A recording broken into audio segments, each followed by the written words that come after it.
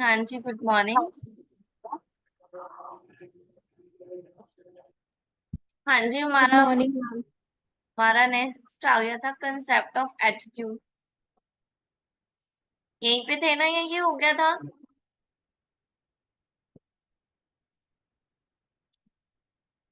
Values हुई थी मेरे हिसाब से, एटीट्यूड अभी शुरू कर रहे थे, है ना।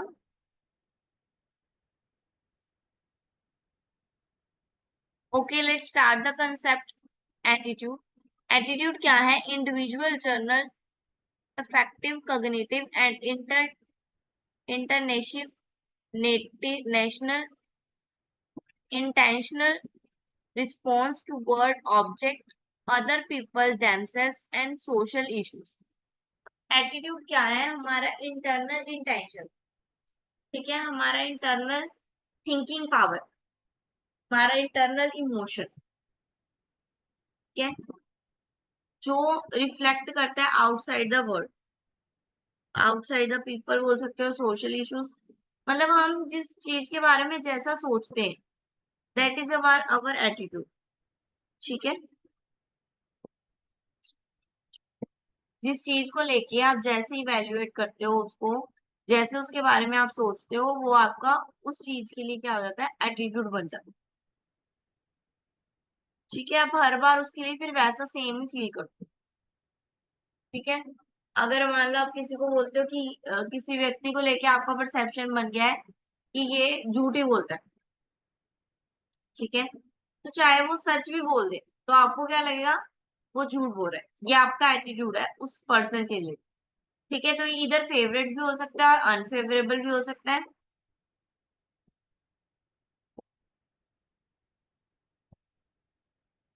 ठीक है। An individual favourable and unfavourable response to many things, co-workers, bosses, on perspectives, ठीक है। Importance of attitude lies between the link to behaviour. I like my job. That is the perception. That is the attitude of your towards your job. ठीक है. And I said I quit. That is the another attitude toward the job. ठीक है. Characteristics क्या है इसके? Individually evaluate किया जाता है, हर पर्सन का अपना अलग अलग होता है। टू फैक्टर होते हैं, पॉजिटिव भी और नेगेटिव भी, ठीक है। थोड़ा साइकोलॉजिकल बेस है, ये वैल्यू से डिफरेंट होता है। वैल्यू एक आइडिया है, ठीक है, वो सही भी हो सकता है, गलत भी हो सकता है। एटीट्यूड आपका आइडिया है कि आप उसको कैसे ले लो, आपका बिहेवियर है,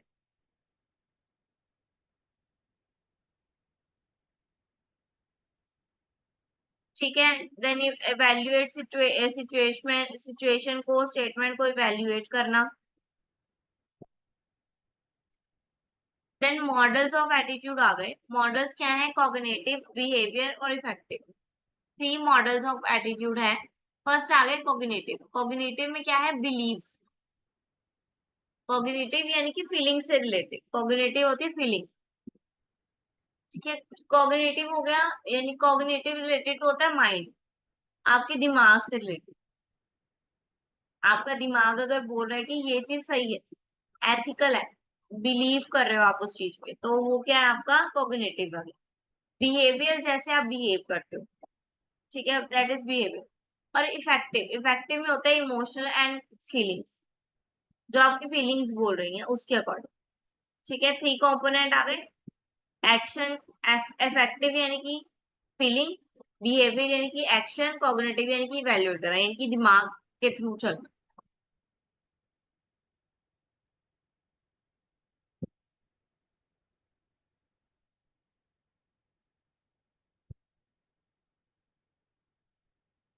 देन कॉग्निटिव डिसोनेंस थ्योरी, ये किसने दिया है? लियो ने दिया है 1957 में। Theory of cognitive dissonance. According to this theory, people want their beliefs to be consistent with another with one another and wants their behavior to be consistent with their beliefs.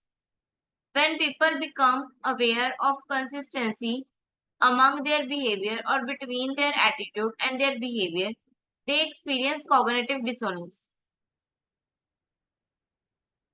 Cognitive dissonance क्या हुआ, हमारे action और हमारे beliefs, ठीक है, यानी कि जो हम सोच रहे थे और जो हम कर रहे हैं दोनों क्या चल रहे हैं, ऑपोजिट चल रहे हैं एक दूसरे से, ठीक है। दैट इज कॉग्निटिव डिसोनेंस, यानी कि हमने अपने दिमाग के साथ धोखा किया, हमारे बिलीव्स बोल रहे हैं ये करना है, ऐसे ऐसे करना है, लेकिन हम कर कुछ और ही रहे हैं। That is cognitive dissonance.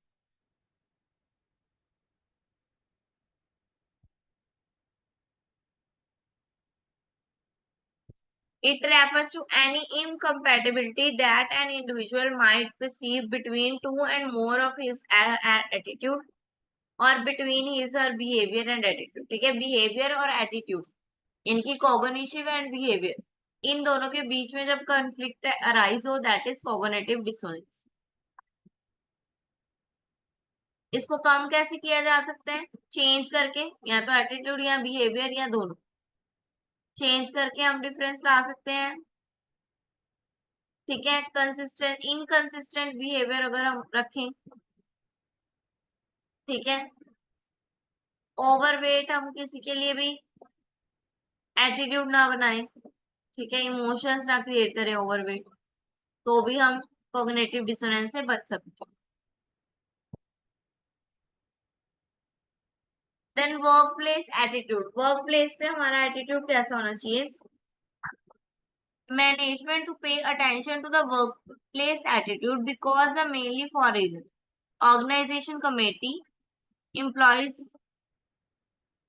Engagement perceived organization support and job satisfaction, इन चार बेसिस के कारण हम क्या करते हैं, अपने वर्क फोर्स को, वर्क के एटीट्यूड को मैनेज करते हैं। फर्स्ट आ गया ऑर्गेनाइजेशन कमिटी, द डिग्री और to which employees identify with the particular organisation and its goal wishes to maintain membership in the organization, committed employees, non committed, ठीक है। ये बोल रहे हैं जो हमारी वर्किंग कमेटी है, ऑर्गेनाइजेशन की कमेटी है, वो उसका कैसा, वो कैसे बनी हुई है, वो कैसे वर्क कर रही है, उस पे भी हमारा मोटिवेशन जो एटीट्यूड है वो डिपेंड कर, अगर तो कमिटेड है तो हमारा एटीट्यूड भी क्या होगा, बढ़िया होगा, और नॉन कमिटेड है तो एटीट्यूड भी क्या होगा, थोड़ा लेस लॉयल होगा। देन एम्प्लॉइज एंगेजमेंट, अगर एम्प्लॉइज ज्यादा से ज्यादा पैशन दिखा रहे हैं, हमारा वर्क ज्यादा से ज्यादा अच्छे से कर रहे हैं, सेटिस्फाइड कर रहे हैं, तो हमें हाई एंगेज एम्प्लॉयज होंगे। और अगर वही लो आराम आराम से काम कर रहे हैं, ठीक है, जिनको परवाह ही नहीं है, ठीक है, जो सेटिस्फाइड ही नहीं हो रहे हैं अपने एटीट्यूड से, तो वो डिस एंगेज एम्प्लॉयज हो जाए।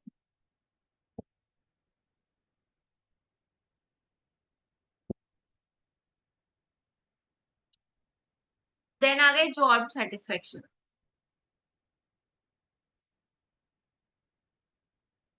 जॉब सेटिस्फेक्शन में क्या बोल रहे हैं कि अगर आप अपनी जॉब से सेटिस्फाइड हो तो आप उस जॉब को कंटिन्यू करोगे with good behaviour, good good attitude, ठीक है, आप वो काम को कंटिन्यू करो क्योंकि आपको वो काम करना पसंद है, simple.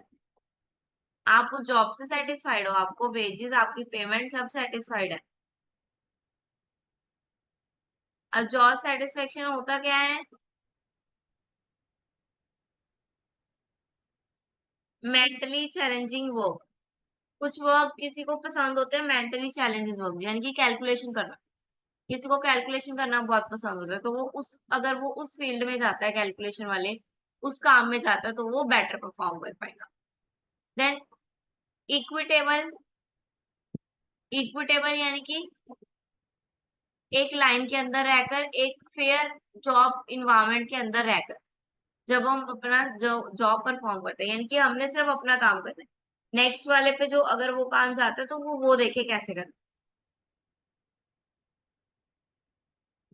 Then supportive working condition, अगर मार्केट में, अगर आपके पास आपकी इंडस्ट्री में कंडीशन जो है, वर्किंग कंडीशन वो सपोर्टिव है, एक दूसरे को सपोर्ट कर रहे हैं, एक दूसरे के काम में हेल्प कर रहे हैं, तो इन, तो आप डेफिनेटली कैसे वर्क करोगे, आप जो है बूस्ट अप ही करोगे अपने पावर को। देन आ गया how can boost job satisfaction. Job satisfaction कैसे बढ़ा सकते हैं? जॉब सेटिस्फेक्शन बढ़ाना है तो हमें क्या करना होगा? वर्किंग इन्वायरमेंट ऐसा क्रिएट करना होगा जहां पर जॉब ने वर्क करना है। ठीक है, उनको रिस्पॉन्सिबिलिटी के साथ साथ अथॉरिटी भी देनी होगी। ठीक है, कि वो अपना काम करने के लिए लाइबल हैं। उनको थोड़ी रिस्पॉन्सिबिलिटीज भी देनी होगी, थोड़ी सी फ्रीडम भी देनी।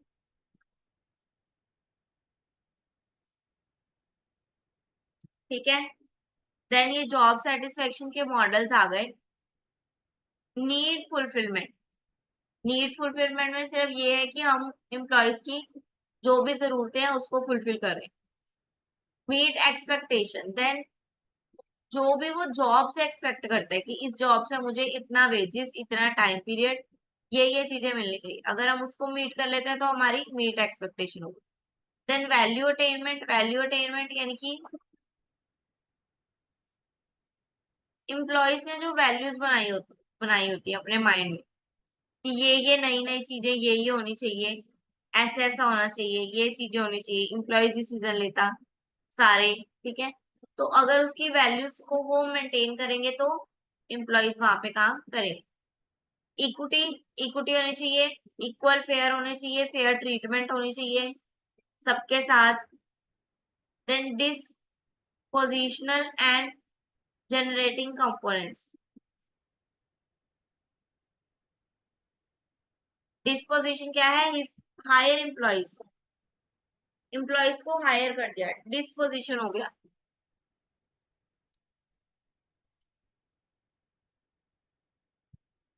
आउटकम्स क्या है? जॉब इन्वॉल्वमेंट बढ़ती है। ठीक है, विड्रॉल कॉग्निशन, एम्प्लॉय जो है सोचता नहीं है जाने की यहाँ से। प्रिस्क्रिप्टिव स्ट्रेस, जो स्ट्रेस है वो हमारा जो है वो ठीक होता है, कम होता है। देन लर्निंग का कंसेप्ट आ गया।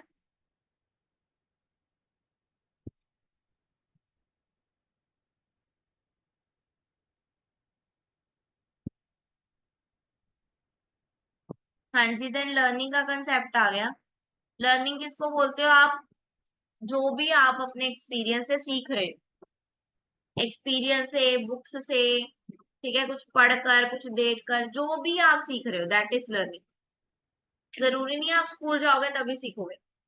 ठीक है, बच्चा स्टार्टिंग में मामा बोलना सीख जाता है ना, वो कहाँ से सीखता है? स्कूल जाता है? नहीं, वो अपनी मदर से सीख जाता है। तो वो उसने क्या किया? वो लर्न किया, वो लर्निंग है।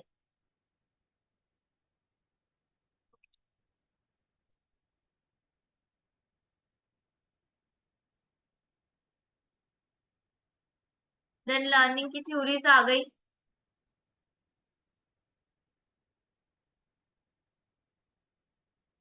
Classical conditioning theory. Classical conditioning theory में क्या कह रहे हैं? एक चीज को अगर हम बार बार करते रहेंगे, बार बार करते रहेंगे, करते रहेंगे, करते रहेंगे, तो क्या आएगा उसकी, वो लर्न हो जाएगा उसको कि ये ऐसे ही चले। ठीक है, ये देखो, पहले फूड को देख के उसके मुंह में लार आती थी, डॉग के मुंह में। स्टिमुलेट है, ये रिस्पॉन्स है, यानी कि जो रिस्पॉन्स कर रहा है वो रिस्पॉन्स। स्टिमुलेट यानी कि जिसकी वजह से रिस्पॉन्स कर रहा है, जो उसको स्टिमुलेट कर रहा है, दैट इज स्टिमुलेट। अब देखो, डॉग के मुंह में जो लार आई है, जो रिस्पॉन्स आया है लार का, वो किसकी वजह से आया है? फूड की वजह से।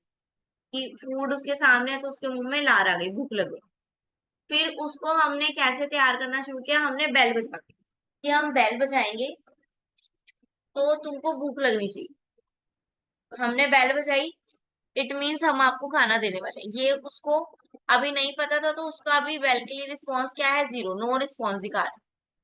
कोई रिस्पॉन्स नहीं ना दिया उसने बेल को लेके, क्योंकि उसका बेल को लेके वो लर्न ही नहीं किया उसने। देन उसको याद करवाया गया, यानी कि उसको तैयार किया गया, उसको बेल बजा के फूड दिया गया। बेल बजाई, फूड दे दिया, बेल बजाई, फूड दे दिया, बेल बजाई, फूड दे दिया। यानी कि उसको याद करवा दिया कि जब भी बेल बजेगी तुमको क्या मिलेगा? फूड मिलेगा। ये उन्होंने लर्निंग करवाई। देन लास्ट में क्या हुआ? जैसे ही बेल बजी, डॉग के मुंह में लार आ गई, यानी कि डॉग को पता चल गया अब कि बेल बजी है तो मुझे क्या मिलने वाला है, फूड मिलने वाला है। तो अब पहले तो फूड पे आती थी, अब क्या है, बेल पे ही आ गई। इट मीन्स ये उसको क्या है, सिमुलेट को लर्न करवाया गया।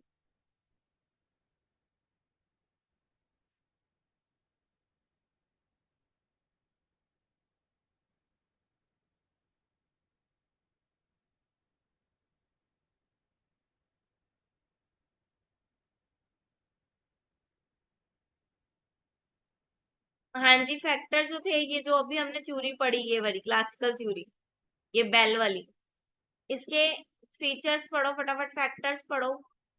जल्दी आप रीड करोगे, रीड करने के बाद बोल देना यस मैम रीड हो गए, देन हम नेक्स्ट चलेंगे।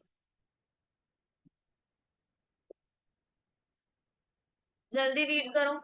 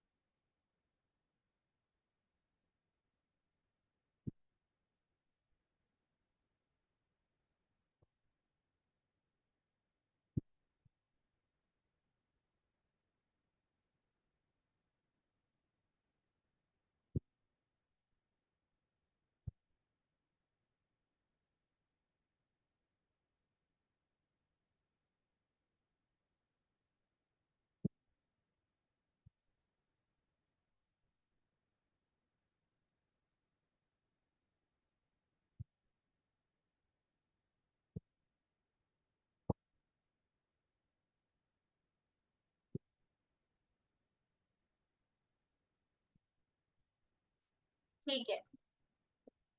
हाँ जी, पढ़ा। पढ़ लिया बेटा, यस और no.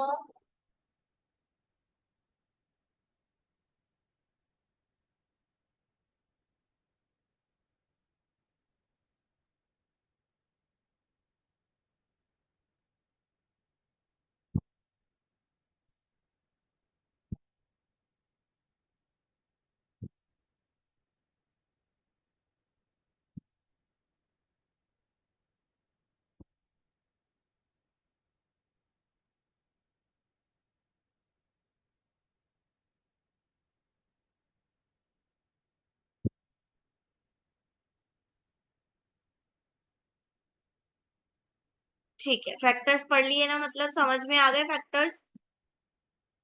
Then operant conditioning. Operant conditioning क्या होता है? Operant conditioning argue that the behavior is a function of its consequence. People learn to behave to get something, but something they want, or avoid something they don't want. Operand conditioning क्या है? जो इसमें ये बोल रहे हैं कि human जो है, वो जो भी काम करता है, वो ये सोच के करता है, जो उसको चाहिए उसके लिए वो काम करता है, जो उसको नहीं चाहिए वो उसके लिए काम नहीं करता, उसको अवॉइड करता है। ठीक है, अगर मुझे पानी चाहिए तो मैं फटाफट पानी लेने जाऊंगी, बॉटल लेने जाऊंगी, है ना। और अगर मुझे पानी नहीं चाहिए, ठीक है, मुझे खाना भी नहीं चाहिए, मुझे कुछ भी नहीं चाहिए, तो मैं उठकर पानी की बॉटल लेने का कष्ट नहीं करूँ।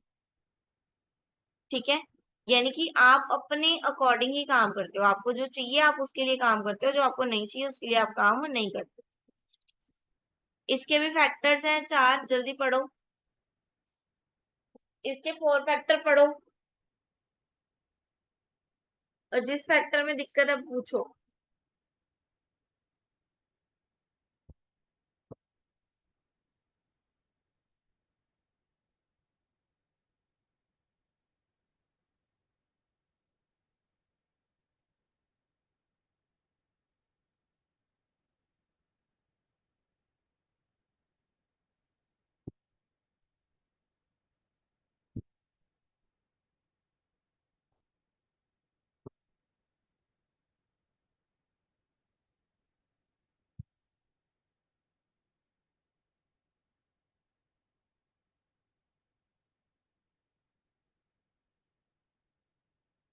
हाँ जी, पढ़ लिए।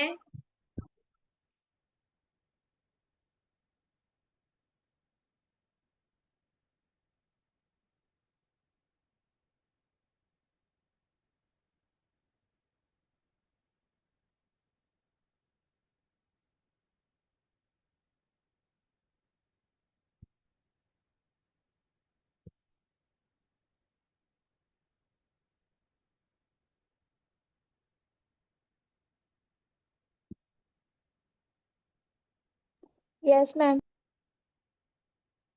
डन, फैक्टर्स पढ़ लिए, क्लियर है। देन आ गया सोशल लर्निंग। सोशल लर्निंग में क्या है, अब हमने अपने बिहेवियर को अकॉर्डिंग टू द सोसाइटी कर, पहले हम अपने बिहेवियर को हमने 2 बार पढ़ा, हम अपने बिहेवियर को सिर्फ अपने अकॉर्डिंग चल रहे थे, ठीक है, हम अपनी लर्निंग देख रहे थे, अपना वे ऑफ टॉकिंग, अपनी वैल्यूज, अपनी अपनी चीजों को देख रहे थे। नाउ हमने सोशल बिहेव करना है, लाइक सोशल सोसाइटी के लिए क्या अच्छा है, लाइक जो कूड़ा है वो डस्टबिन में डालो। आप कार में सफर कर रहे हो तो कूड़े को अपने पास ही रखो, जब डस्टबिन आए तभी फेंको, ठीक है, सड़क पे मत कचरा फेंको। दैट इज सोशल लर्निंग, ये आपने सोशल लर्न किया कि आपने कचरा जो है डस्टबिन में नहीं डाल। जब ट्रैफिक रूल्स आएंगे तो, यानी कि अगर रेड लाइट आई है तो नहीं क्रॉस करनी रोड, ठीक है, व्हीकल्स नहीं चलाने, दैट इज सोशल लर्निंग, आपने जो सोसाइटी से सीखा है, that is social learning. Principle क्या है, attention, retention and motor reproduction. Attention यानी कि learning from their model, recognise and pay attention to the critical features, attractive, repeatedly, जो डेली हो रहा है, ठीक है, जो अट्रैक्टिव है, उन मॉडल्स पे पहले अटेंशन दो। देन रिटेंशन यानी कि फिर देखो आपने उसके लिए बिहेव कैसे करना, उस मॉडल को पहले तो अटेंशन दो, फिर उस मॉडल को देखो आपने उसके लिए बिहेव कैसे करना, उस मॉडल के लिए आपने रिस्पॉन्स कैसे करना। देन मोटर रिप्रोडक्शन यानी कि आप फिर उसके लिए जो भी एक्शन ले रहे हो, जो भी अपनी सेल्फ ईगो को छोड़कर उसके लिए एक्शन रहे हो, that is motor reproduction. Then behaviour modification. Behaviour modification क्या है, managers can increase the power of wages and benefits by trying their directly to certain type of performances. The use of behavior modification, popularity called OB mod, represent the application of reinforcement theory of individual in the work setting. Behaviour modification यानी कि जब हम एक environment में काम कर रहे हैं, एक वर्कर्स के साथ काम कर रहे हैं, को वर्कर के साथ काम कर रहे हैं अपने, ठीक है, मैनेजर्स के साथ काम कर रहे हैं, तो उनकी वजह से जो हमारे बिहेवियर में चेंज आते हैं, जो भी हम मॉडिफिकेशन करते हैं उनकी उनके वजह से, ठीक है, दैट इज बिहेवियर मॉडिफिकेशन, कि जो भी डिजायर चेंज हम लेके आते हैं अपने अंदर, उनकी उनके वजह से, उनके कारण से, that is behaviour modification.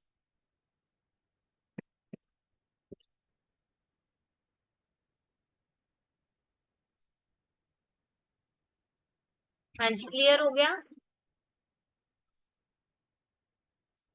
Like going to quick smoking, smoking करने लग गया, कोई स्मोकिंग क्यों करने लगेगा, due to their behaviour, due to their environmental behaviour. अगर उनके इन्वायरमेंट में को वर्कर के साथ उनका बिहेवियर ऐसा है या सभी स्मोकिंग कर रहे हैं, तो मे बी कि वो क्विक स्मोकिंग को ऑब्जर्व कर ले और क्विक स्मोकिंग स्टार्ट कर दे।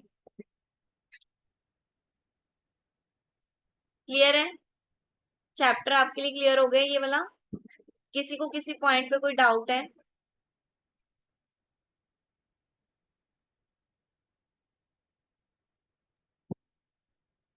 हम जो फर्स्ट वाले फैक्टर्स थे वो एक्सप्लेन कर दो। क्लासिफिकेशन को इसकी कंडीशनिंग के, यस मैम। हाँ जी, इसके फैक्टर इन्फ्लुएंसिंग कौन कौन से बोल रहा है, 4 फैक्टर इन्होंने दिए हैं जो इन्फ्लुएंस करते हैं। फर्स्ट आ गया the number of pairing of the condition stimulate and unconditional stimulate, in generally the greater the number of pairs the stronger the conditioning response.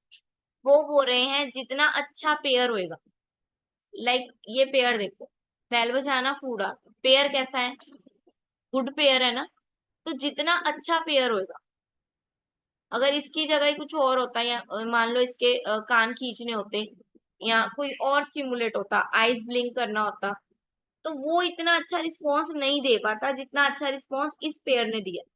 तो गुड पेयर ऑफ रिस्पॉन्स होना भी जरूरी है। Then the incentives of the unconditional response. If the conditional response is paired with a strong conditional stimulus, ठीक है, जो भी response है वो स्टिमुलेट भी अच्छा करना चाहिए। इसका जो मेन रिलेशन है, इसका मेन रिलेशन फूड के साथ ही है ना, ठीक है। इसका रिस्पॉन्स और स्टिमुलेट दोनों का जो रिलेशन है वो स्ट्रांग होना चाहिए। फूड और इसका रिलेशन क्या है, स्ट्रांग है, तो स्टिमुलेट और रिस्पॉन्स दोनों का रिलेशन क्या हो, स्ट्रांग हो। देन थर्ड बोल रहे हैं the most important factor is how reliably the conditioning stimulate predict the unconditionally stimulate. Research has shown that classical conditioning does not occur automatically just because a natural stimulate is repeatedly paired with a conditioning response। ये बोल रहे हैं कि ये direct कभी इसके साथ response नहीं करेगा। अगर हम डायरेक्ट दिखा दें इन दोनों चीजों को, तो ये डायरेक्ट कभी रिस्पॉन्स नहीं करेगा जब तक इनके बीच का जो सेंटर रिस्पॉन्स है वो स्ट्रांग नहीं होगा, दैट इज फूड। जब तक इन दोनों के रिस्पॉन्स का स्टिमुलेट स्ट्रांग नहीं है, तब तक वो रिस्पॉन्स जो है वो अच्छे से नहीं कर पाए।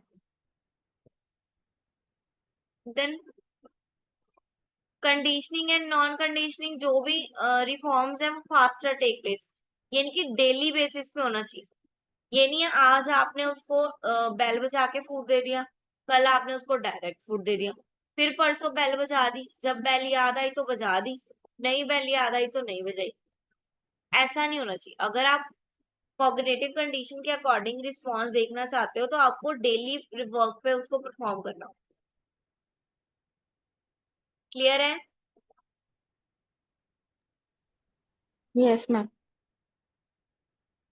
हाँ जी, पूरे चैप्टर में कहीं पे डाउट हो आपको किसी पॉइंट पे?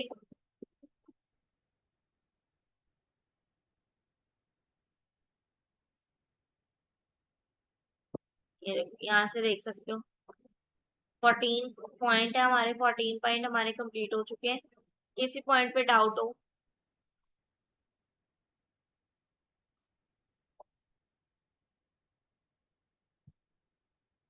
ऑल क्लियर है? Yes ma'am. समझ में आ गया सारा? Yes ma'am. ओके, देन हम कल हमारा नेक्स्ट चैप्टर स्टार्ट करेंगे, that is personality, emotions and motivation.